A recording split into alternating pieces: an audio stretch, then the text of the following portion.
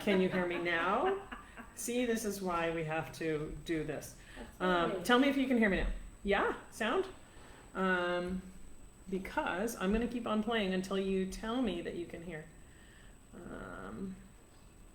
Yay! Yay! Okay. Okay.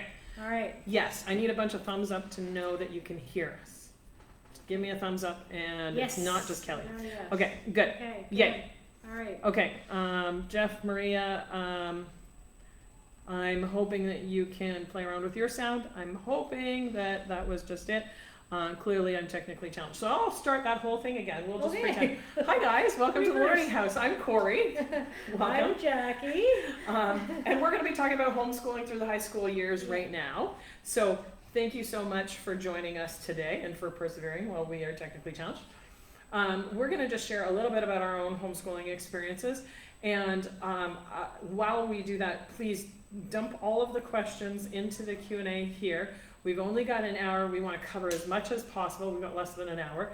And we want to cover as much as possible. We have a couple of questions that have been submitted ahead of time. And we want to make sure that we cover as much as possible, because we can just sort of prattle on and then hang up from here. And if you haven't had your questions answered, that's just, I don't want to waste your time and ours. So please drop into the comments here. Let us know the age of the students that you're working with now. I know that we, at a question like this, we often have people with very young children, middle schoolers, high schoolers, people who've already graduated, some people. We're focusing on the high school years today, but we want to hear where your children are at and what province you're in, because the high school pathway is a little bit different, province by province. And we'll just start off while you guys are putting your questions in there. Then Jackie's going to tell us a little bit about your homeschooling. My intro. Yeah, I can do it. I can improve this time. Yeah, tell me about your homeschooling experience. Okay. So I homeschooled my two children for 12 years. The older one I homeschooled till the end of grade 11, and the other to the end of grade 8. We did a Charlotte Mason style of education, although in high school every year was a little bit different. So there were some online courses, there were some the neighbor was a teacher for one of his courses. Yeah. Lots of exciting stuff, part-time jobs to incorporate in there. And then in grade 12, he actually went into the public system, which we did not see coming, but seemed like it was the best thing for him at the time. And then successfully into a science-y program in university, which he's almost finished. One more year. Amazing. Amazing. That's exciting. It goes so fast. Yeah. We've been homeschooling since forever, going into my last year of homeschooling this year. It keeps hitting me that this is our last year. We've graduated 3 kids from homeschool, and we're here in Ontario, and my first one graduated from homeschool and then graduated from the University of Waterloo. My second one graduated from homeschool and then did a year overseas at a Bible school and has finished her degree at Tyndale University. And my third is actually now in her 3rd year at she's done different Bible schools along the way. She's a mom and married with children now, and continuing on through her experience. And she's the one who actually got OSSD, completed her homeschool at home, and then did a semester at a local school with Jackie's son, and ended up with an OSSD by accident from that one. Your guy was intentional, mine was a little accidental. And now we have one more that we have one more year to finish up. So we have done all kinds of different things for our high school experience, and very much a Charlotte Mason approach for the early years and somewhat in the high school years, but also other things that we tried out. So let's chat. I'm going to start reading some questions. Thanks for joining us. And again, if you're joining us right now, the price of admission is that you need to put a comment down there, tell us what province you're in, how old your students are, and you got to drop us at least one question, because we don't want to waste your time. We want to make sure that you get your questions answered.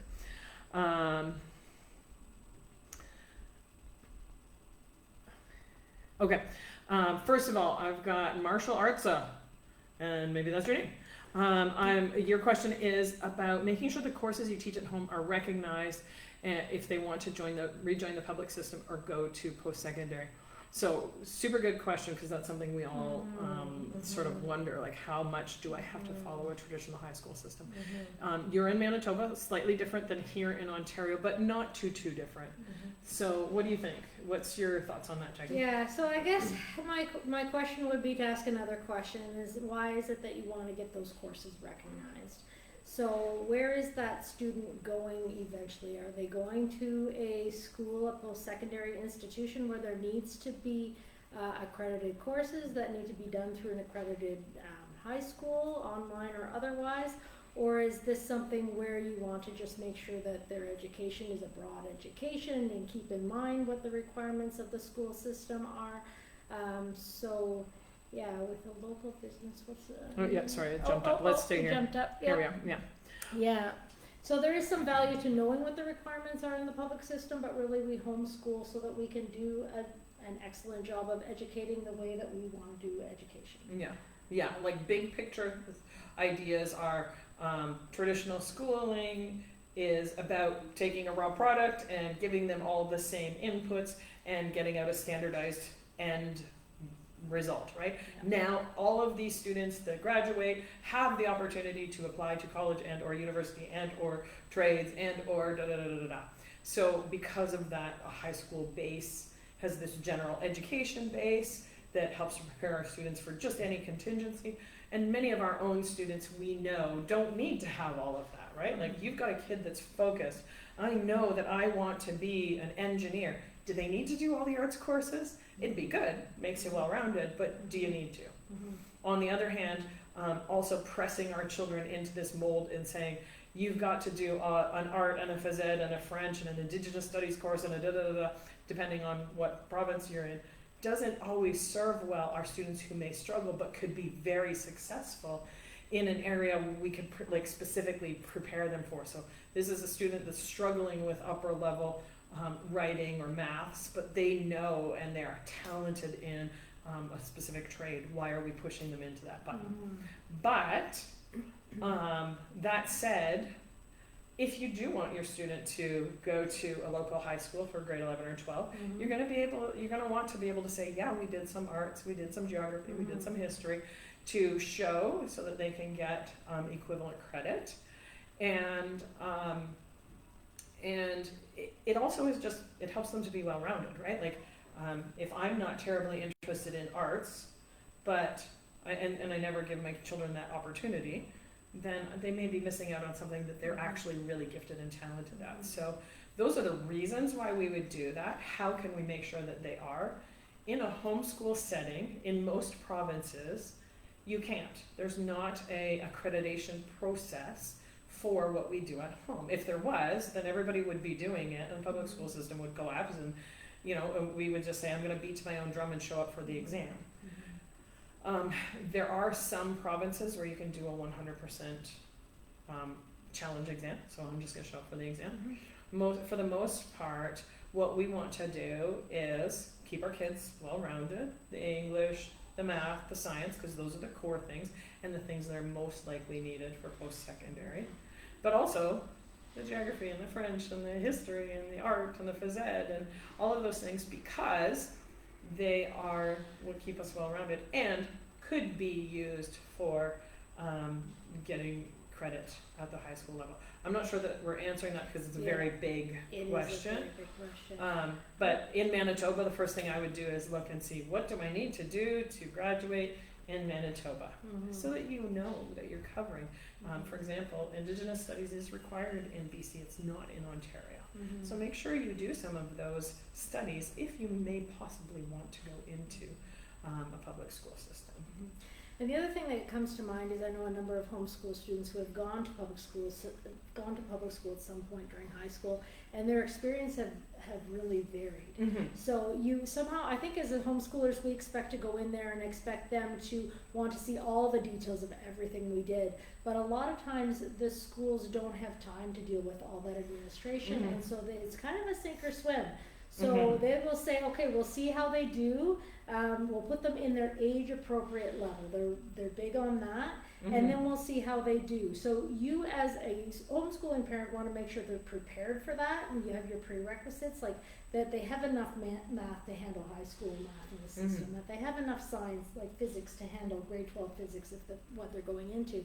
But it's not like the school system is going to say, no, sorry, you can't get into that course because they don't have this prerequisite necessarily. It Not can really necessarily. vary. Tends to be much more open-handed and sink or swim in Yeah. a public school setting. Yes. Private schools will be more diligent about checking and saying, hey, like, are you really ready for this? That's something to keep in mind. But if they want to rejoin the public system, look at those general education requirements, and we would be keeping track of courses done and the content in those courses, of marks that they've been given, and of the time that they've spent doing that. It's never going to be enough to say, I showed up for co-op on Friday mornings and we played kickball for half an hour, so they did phys ed. Because half an hour of phys ed, 36 weeks of the year, is only 18 hours of phys ed, whereas the local public school students are going to have to be involved in physical education for 120 hours. Keeping track of content, grades, and time spent helps. Looking at what your provincial learning courses, required courses are, helps. And keeping in mind that maybe if your students don't go to public school, that there is always the opportunity for them to attend post-secondary. Homeschooling does not reduce their ability to enter into post-secondary learning. Just changes the pathway. Like I said to a mom I spoke to this morning, if we decided to jump off the school bus, we didn't choose the easy route. It would have been easier to say onto the school bus than to say I've got to struggle with which math is the right curriculum, and then to implement it and to troubleshoot and help through those hard times. And likewise, getting into post-secondary, it's not just a matter of tick tick tick on the computer the way that the local high school students are. Here's my name. Here's the course I want to go to. Here's my mom's credit card number.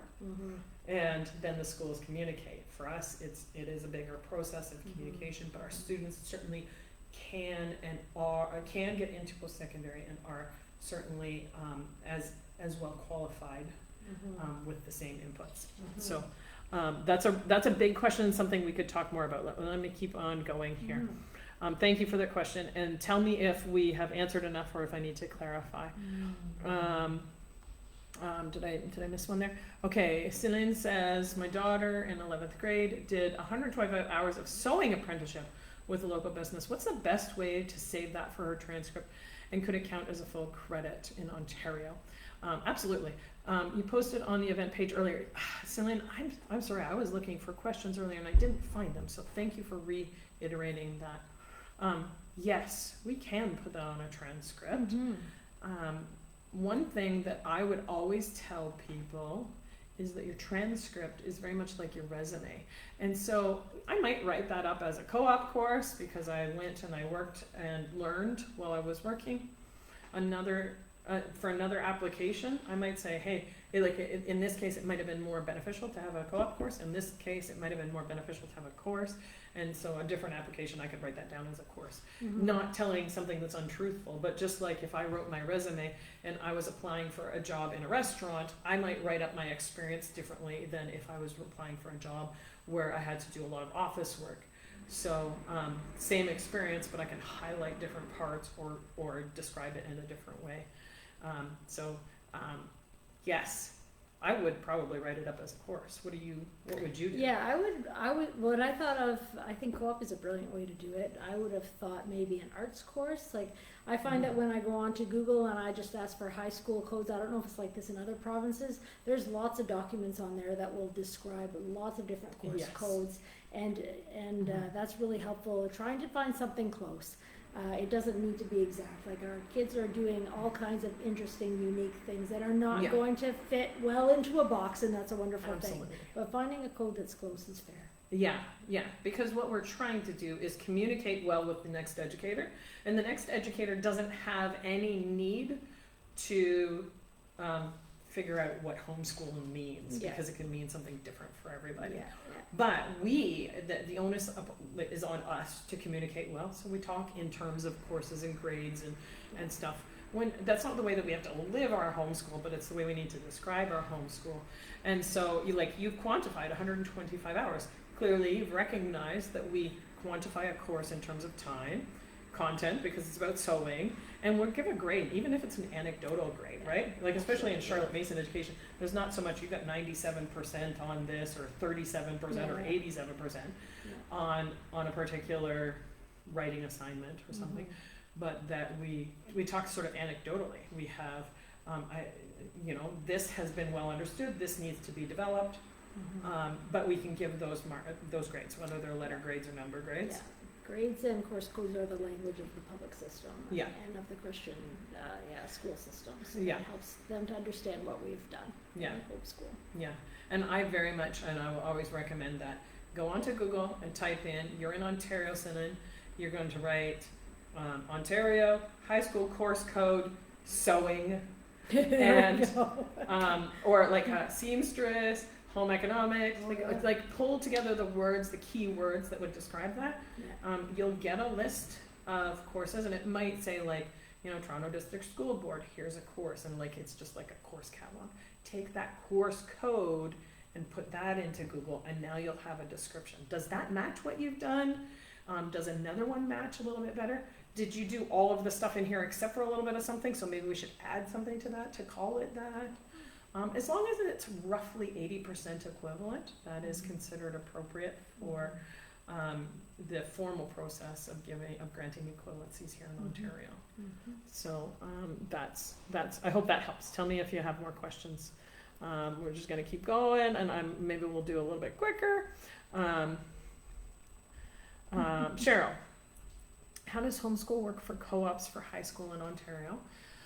If I find some, likely in trades, do we personally have to get insurance, or can that be obtained through skills? You're in the Simcoe County area. Also, I have heard kids can't work legally during the school day. Do you have any info on that? And this is geared towards 13 to 16-year-olds. No, children can work if they're of legal working age. So most places are not going to hire a 13, 14-year-old, and often not a 15-year-old as well. But they can work during the school day, and if they can't, then please don't come by and inspect our store.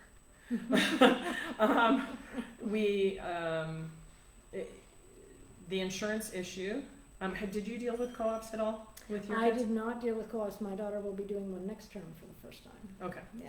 Okay. So in co-ops, the thing that would be most important would be looking into insurance.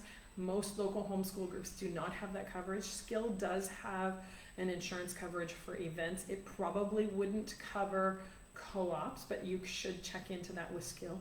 Skill is an anomaly among homeschool groups. Most homeschool groups are not allowed to get, or not able to get, group insurance economically. You can do a little bit through HSLDA, the Homeschool Legal Defense Association, but again, it's mostly with regards to events or regular, like things like co-ops and stuff. The other way that we have found that works to get insurance would be through your home insurance. So can I get a rider on my home insurance that recognizes the risk that my student is taking in this workplace? And the best really is to say, is there any way that this student can come on as a real employee, like pay them? Because then you have workplace safety insurance and so on that's going to cover them in their co-op. So a paid co-op is definitely the best in terms of legitimizing and ensuring the safety of our children. So co-ops are fantastic. Fantastic way to learn. Hands-on learning is such a good option. So I hope that answers that. Again, drop in some more information or questions if you have. All right, this is your question, Jackie, because Jackie had this question earlier. Yeah. Shauna is asking, hey, we're in grade 8, we're in Ontario, what should we do? Yeah. Like, what's the difference? Like, what stays the same and what's different? Tell me. Well, in a lot of ways, between grade 8 and grade 9, not a lot needs to change. The most important piece of that is the record keeping. So if you are not keeping records of what your student's doing in grade 8, start to do it for grade 9. In fact, keep track of their volunteer hours too in the summer before grade 9. Absolutely. Yeah. Absolutely. And then so keep track of what they're doing, start thinking about course codes and assign the time to it. So the time that you plan for them to do it, because you're going to, it's a whole nother world of understanding how many hours make up a credit and whether or not your student is actually getting a full credit for things, or maybe they're getting a half credit one year, a half credit another year. That's the most important thing to do. The second thing I say to do is sign up for Homeschooling High School from the Learning House in February, because that is a wealth of information. That one-day seminar is excellent. And also look at your curriculum. You've been homeschooling so far. There's a little bit more pressure, I would say, a little bit more importance to school now with high school. So make sure you're doing all the things. Make sure you're doing a good job of math and language arts and science. And then start thinking about, if you're not already, think about geography and history and gym and electives. And just because high school is a full-time job almost. And so, and it's good for high school students to be able to have a full day of learning that will prepare them for the future. So make sure that you're covering all your bases. Yeah, and that's not to say that they have to be there like in grade 9 right away, because there's certainly a progression. And I've seen with each of my kids there's no way this child is going to be able to finish and be able to put in the robust amount of work that we want in a grade 12, in grade 9 for sure. But it is a progression, and definitely we work towards that ability to manage our schedule, to own our responsibilities in terms of what courses we have, to be able to make choices in courses, because we've never, for the most part, we haven't been able to choose anything. Like, you just gotta get up when mom says get up and sit down when she says sit down, right? You do the English and the math. We put more emphasis on science, but really, on the other hand, not a lot changes. We don't have to drop Charlotte Mason style homeschooling. We don't have to drop your BJU if that's worked well for you, because the American school system is different than Canadian school system. But I agree, keeping records is something that's important. And something that it's important to also note is that there's a lot of grace for this process. So if you're working with a student that's in 11th grade now and you haven't kept any records, retroactive record keeping is definitely, it's easier in some ways and harder than others. Like, it's been done now, so you can write it down. It's harder to remember. But there's been lots of times in our homeschool where we wrote down at the end of the week what we did rather than at the beginning what we were supposed to do. So record keeping can also be given to our students as part of their responsibility of what they should start to keep. So in some ways nothing changes. Keep on beating to your own drum and going along your merry way. In other ways we do tighten things up a bit. For sure. I think that responsibility for the student is an important component too. A lot of times kids would like to have more of a say in grade 8 or grade 9 as to what they're doing. And even if they're not, it's good for them to be able to think about, well, what do I need to do to meet the goals that I have? And what are those goals going to be anyway?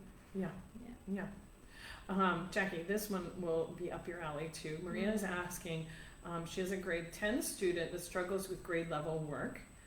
We're trying to do CLE, so that's Christian Light Education. This is year 27 of homeschooling. Woohoo! You're graduating 6, but you've graduated 6 of them, but still struggling with her. Jackie and I are both qualified educational therapists, as well as homeschooling moms that are kicking around the Learning House a lot.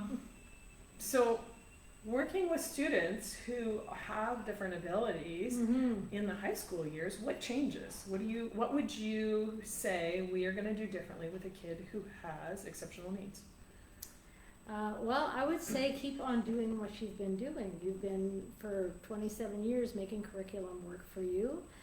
So keep doing what you're doing, but now you're thinking about the future for that student, and that student is thinking about their future as well. So what kind of things can they get involved in that will help to support that future? So for instance, my son, he's really into naturey stuff. He's in forestry now, so I guess we should have known that was coming. But right from the time he I was... could have told you that a long time ago with the way that you've been homeschooling. I remember.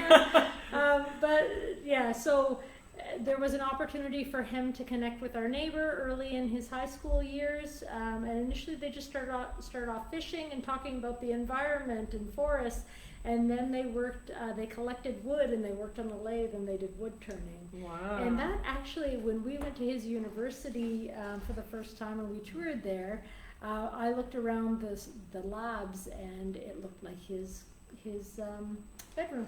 all the different things that were up there, so all Yes. the wood and all the just Yeah. pieces of nature. So it's amazing how those interests and passions can really fuel even a kid that's not really academically minded Mhm. or doesn't find school come easily. That passion can really help them to get where they need to go, where Yeah. they want to go. Yeah. And I would say with a kid that learns differently, and Kelly, you're talking a little bit about transcripting, so I'm going to transition into this about transcripting for a student that learns differently. What we're always looking for is progress. So we need to, whether our students are exceptional learners or whether they're average learners, we need to be transitioning in the high school years to like, where is this child going to be at the end of this experience? So we don't need every child to be ready to be a tradesman and a doctor, and like we're going to challenge them to be great at the things that they can be great at, but not everybody has to take calculus. Mm-hmm. So let's work on helping this child to make progress. And Kelly, your question is about recording a transcript for a student with unique learning needs. We are recording progress for these students. So if they were in a traditional school system, what they would have is a psychoeducational assessment that pinpointed the areas where they have strengths and weaknesses. And then they would have an IEP, which is an individual education plan that says, here are the accommodations and changes that we're going to make to this standardized platform for this student. And because of that, their course load is going to look differently at the high school level. We're going to require different outcomes in terms of English and math and science and other courses. And so you need to make those accommodations for that student that is learning differently. A, to see, like, to recognize where they are now and how they're making progress, and B, what we're working towards. Not every kid has to finish with the highest levels of math. Mm-hmm. A student who has significant learning struggles in math, we're going to work towards, maybe they can get through Algebra 1, maybe they can't. Maybe they're going to look into like really heavily focused on life skills style math. So what is it that they're going to go through? Sort of the kid who's just like not math inclined, I'd say, let's do your Algebra 1 and your geometry and a consumer math, because we want to have a well-rounded math education. But a student who's struggling, we're going to pare that down to the essentials of algebra and some really practical outcomes, and we're going to call it what it is. If you spend 120 hours learning how to manage a budget, then that's your math for this year. If we are seeing this child make progress. So talk in terms of from September to June, what do we expect this child to be able to accomplish? Create the course around that. So if you have a standard course, like, we can shorten it, add resources, change pieces out, or do what you need to do, and that is that course, because that's what we would do in a traditional education system, is we would talk about progress based on where they are at.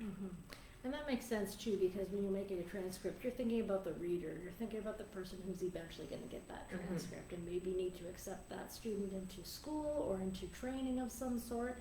And so they're not going to be, that's going to be in line with that child's abilities, just like the transcript is in line with their abilities as well. And that educational transcript is like that educational resume should include, Kelly, things about any diagnosed exceptionalities, because if we want this student to go on to college or apprenticeship level learning and they are going to need some accommodations, maybe they need their tests read out loud, maybe they need a quieter space, maybe they need longer time, maybe they need extensions in terms of the length of an assignment or of a course, then that in a public education system is only going to be done through accredited sources. So like you're going to need to include like the results of a psychoeducational assessment. You're going to need those kinds of things. So put it on the transcript. Put on any exceptionalities that you have, because that's the thing that at the college level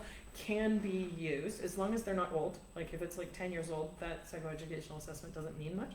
But as long as they're up to date, those things help us to be able to communicate to next educators. This kid can learn, they're ready to take on this content, but they do need some accommodations and supports. Okay?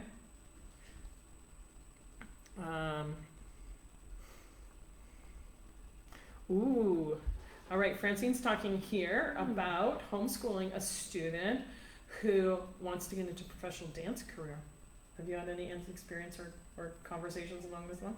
I'm thinking of a homeschool a friend that we have whose daughter was quite a bit into dance. Yes. Yeah, so I imagine that a lot of that dance could be counted as electives, and you could build a lot of their, in cooperation with the teen, you could build a lot of their education around that. So there could be history and geography and all kinds of courses that could be based around the dance. So Yeah, and moving out of the high school time into either post-secondary dance schools or into, like, directly into professional dance, what we would need to show is, I mean, a high schooler going into post-secondary is always going to have to show some English, math, and science, but, at least English, and they're not necessarily going to have to show all the other things, but even if they've done everything, gone to a traditional public school, you can't get into dance in post-secondary without an audition. So you're keeping track of their certifications in dance, accomplishments, awards, competitions, and expect to work towards an audition or portfolio procedure. So that's going to happen whether you're homeschooled or not if you're going into professional dance. So that's something to work towards as well. Tell me if I'm missing anything here. Trying to glean yes. Marshall is talking about not wanting to limit options for our children. Yes, it's a tension. We want to keep the options as open as we can, so that they have opportunities. But ironically, in high school, they start to narrow their options, especially in the last couple of years of high school, and it needs to be that way because they don't have infinite time. They can't be in school 24 hours a day. So at some point, they're going to have to decide: are they math and sciencey kind of people, or are they trades kind of people, or are they liberal arts kind of people, or are they business kind of people, or there's so many options. Kind of we could be here all day. Yeah. And then at that point, it's okay to limit options because we can't all do everything in the future. Right. But I think we have to keep the and when we limit those options, we allow our students to dive into the things that they are passionate about, that they're strong at. We give them the time to drop other things that are kind of mediocre to focus on the things that they really need to build on and improve upon. But in terms of our kids moving out of homeschool into public or private high school, or into public or private college, university, trades, there are homeschoolers in every avenue of life in that sense. One conversation that I had with a professor that I know, I've often repeated it, but it is not an isolated thing. It's something I've heard often from professors, admissions counselors, heads of universities, high school guidance counselors, over and over and over again. This conversation went like this. I was talking to this professor. He said, at our university, it's like a bottomless pit for homeschoolers. And I said, what does that mean? And he said, basically what I mean by that is we're never going to run out of seats for them. We're always going to have room, and every homeschooler that comes, we are going to find a spot for them because our experience is that homeschoolers are well qualified for moving into post-secondary learning in our institution. And so that is not an isolated conversation I've had. Our students tend to be recognized as innovative thinkers, as creative, as well-read, as well-spoken, as good communicators. That's not to say that every student is, because homeschool, public school, private school, there's always going to be students that are and are not qualified. But a student following a typical timeline with the same amount of time and energy invested with well-chosen materials tends to have better educational outcomes despite the resources at hand. Those are statistically, we can back those up with real science and statistics. A lot of those you will find in various journals of study, but a lot of that's been done, studies by Homeschool Legal Defense Association and the NARI, which is the National Home Education Research Institute. Those can be backed up. Our students are not limited by homeschooling. The fact that we have to do more heavy lifting to get it done is different, but they're not limited in the homeschooling. All right, and I'm just trying to make sure that we keep up with the questions, keep them coming. We'll try and get through as much as we can. We did have we did cover that question. We had a question that was covered, that was submitted earlier. I think we've covered that that was repeated here. But let me continue on. Serena has asked, my oldest struggles with traditional learning. Is it sufficient for him to do the adult grad in BC so that his requirements are less and then fill his other time with more appropriate learning for him? Absolutely. BC's got an adult diploma or an adult graduation diploma, similar to across the country what would be called now the CAEC. Most provinces are using the CAEC, Canadian Adult Education Credential, and 100%.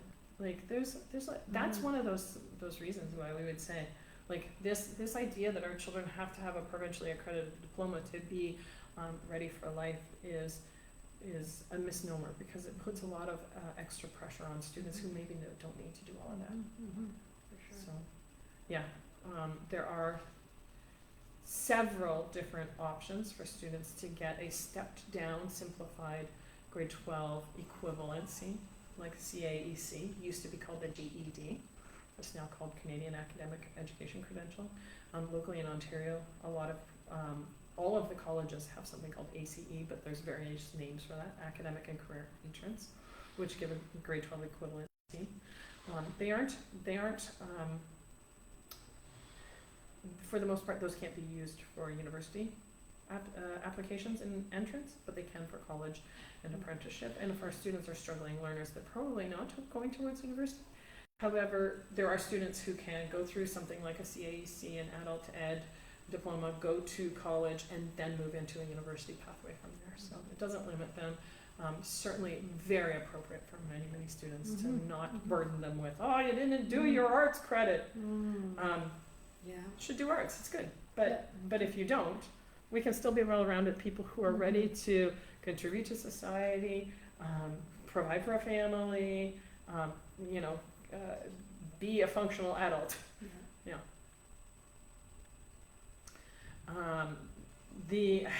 Shauna's got a question here, Jackie, about the process of applying to college and university. Have you got experience with that, or should I address this? I think you should address that. I bowed out at the last one.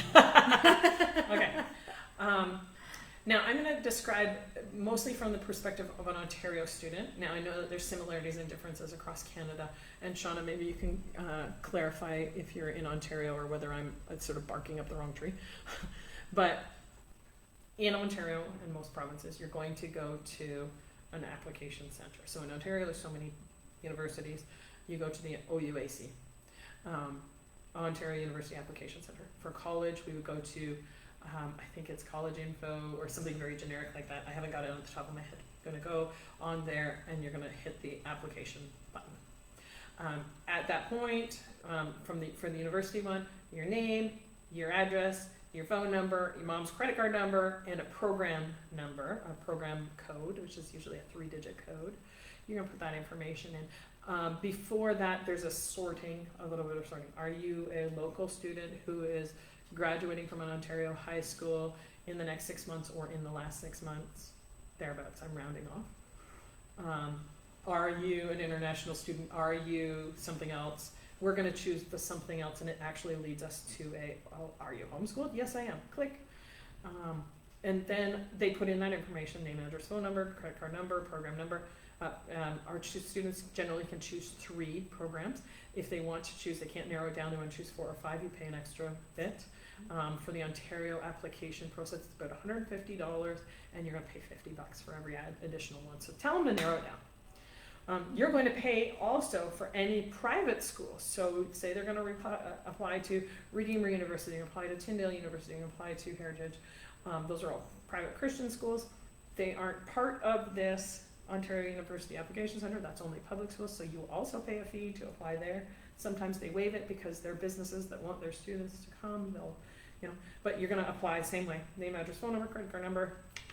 And then traditionally what happens is the local public school sends transcript data to that school, they crunch some numbers, and out comes a offer in the span of time.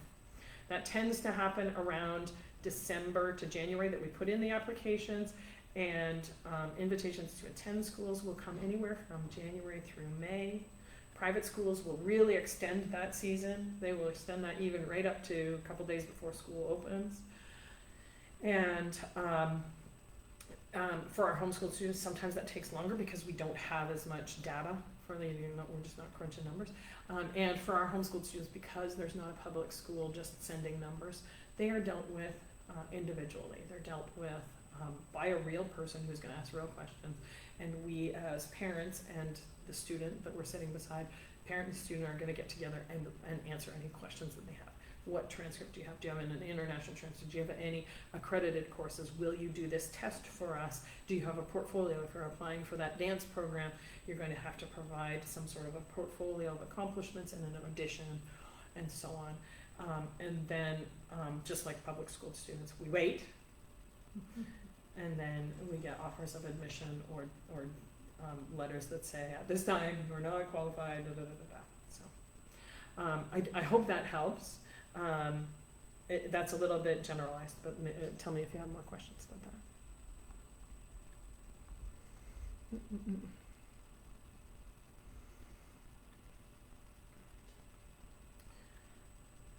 Can they get paid at a co-op if they do it at their job they already have, but are interested in doing that culinary arts specifically?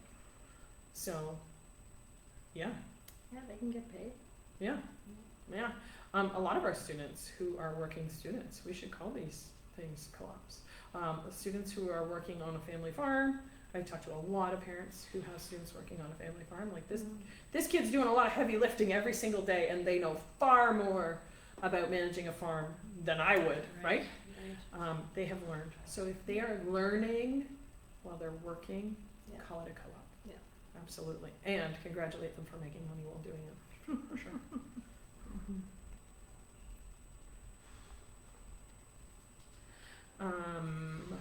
Have you, okay, Melissa's asking, do we have, okay, Shauna, tell me if we have more questions on that. Melissa, whoops, things are jumping around here. Melissa's asking about an opinion on modernstates.org as a way to prepare for CLEPs. Are you familiar with that at all? That's new to me. Yeah, I don't know them. There are many third-party providers for things like CLEP prep, ACT, SAT prep. All of those are American metrics, and CLEPs are basically like getting equivalency for specific courses. It's like an AP, like here in Canada we have APs now, which are also an American product, like an American course equivalency, but CLEPs would operate more at a college level. So there will be lots and lots and lots of those, and I can't even start to know all of the providers, but the bigger thing to do would be call the school that you would like them to use that CLEP at. Most Canadian schools do not take CLEPs as equivalency, so there are courses in schools that you can submit to, like courses that you can submit to colleges and university and get equivalency. Like, oh, I started my college learning, and I've already got some courses under my belt. Generally, CLEPs are used in America, but not in Canada. But that may be changing, and I don't know a ton about that. So I would be calling the schools that your student may be wanting to have that recognized that. And the two things that I would ask for is, one, will you look at this as an accredited course because somebody besides mom marked it and said that this kid knows about A, B, or C subject? And two, can we gain equivalency? So can we start with college credit at this, with this course? Because even if you don't get college credit, it can be very valuable to have just that outside accredited source. It's really helpful. Okay.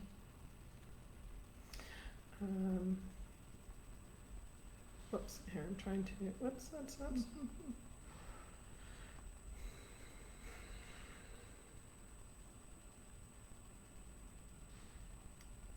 Okay, Kelly's talking about having a mini psych assessment, planning on getting a full one done next year. He was diagnosed with autism at almost 5, and he's been homeschooled since he was in grade 2, already making notes on his accommodations and homeschool reports. Kelly, I think you're not in Ontario as well, so I know that like the process of documenting what you're doing for homeschool is different province by province, so that might be able to like have your local facilitator look over those things and kind of certify that yes, this has been followed over time. As our students get towards post-secondary learning, updating that psych ed is helpful for asking for any accommodations at the upper level.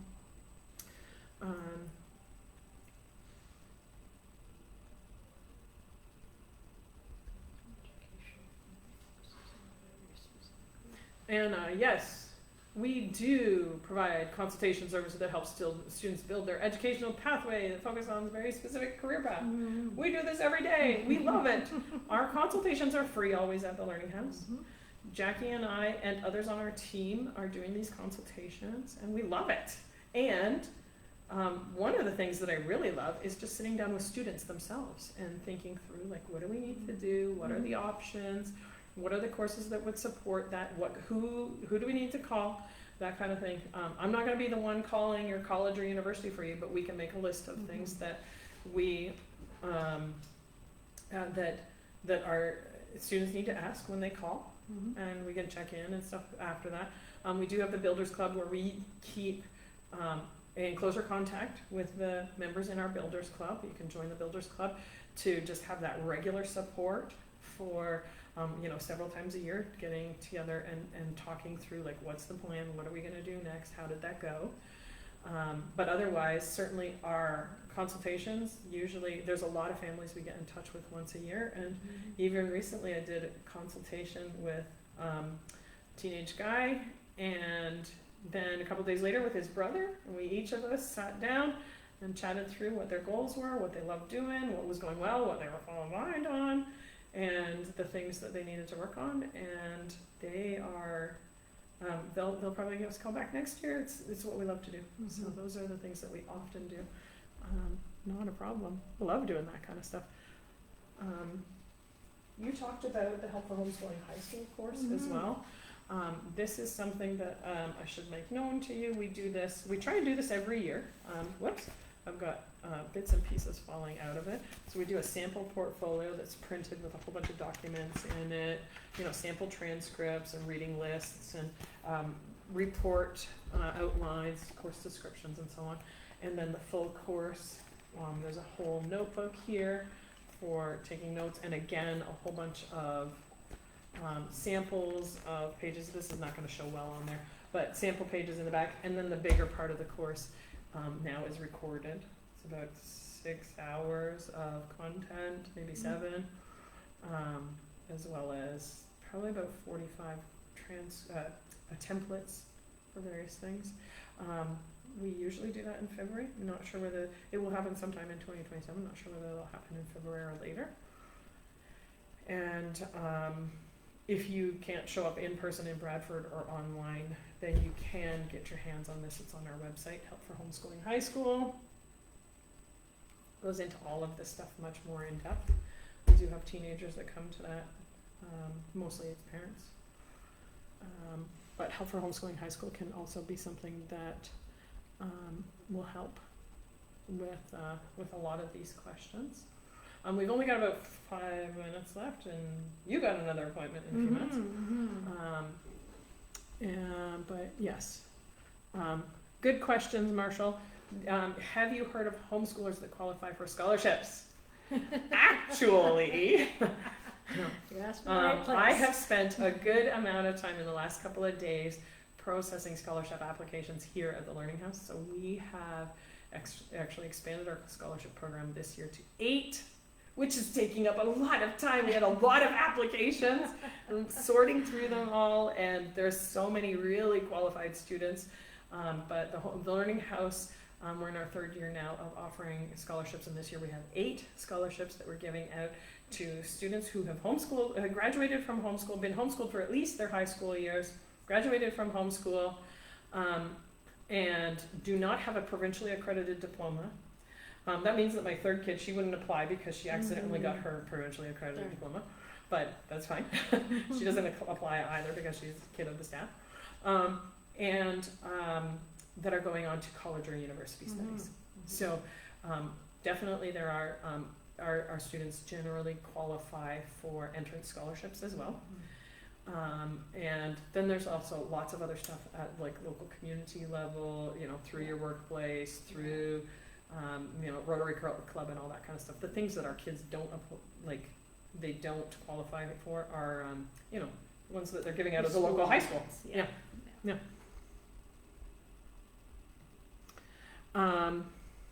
Anna's asking about a full psych ed to apply for any accommodations in college, university. That I couldn't tell you. I know that it would help, but I would definitely call the school because you're talking about a big investment. So call the school and say, what do I need to do to make sure that the student gets appropriate accommodations, and then proceed from there, because it'll depend very much on the school. The big schools are less accommodating generally than the small schools. And small schools are often willing to work with you in a lot of ways. Yeah, absolutely. And for sure, private schools definitely are going to have much more wiggle room in terms of how they work with you, though they will have much less resources in terms of like resource centers and special needs accommodations and stuff. So it's definitely, it's never going to matter what we say. Call the local schools that your student may become involved with and say, hey, I've got a kid that's interested in this program, would need these kinds of accommodations. What do we do? What paperwork do we need to have to apply for that, and what would be available if we were able to achieve those accommodations? So,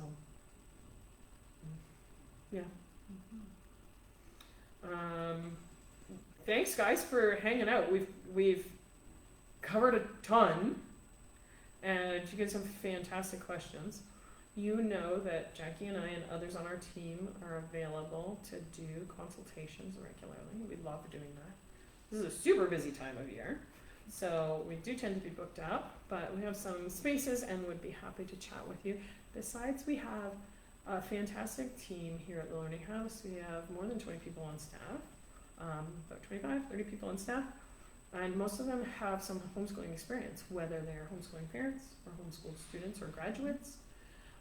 They are the kind of people, when you call or you email, they've got some real experience in helping you, and if they don't, they will refer you to somebody else on the team.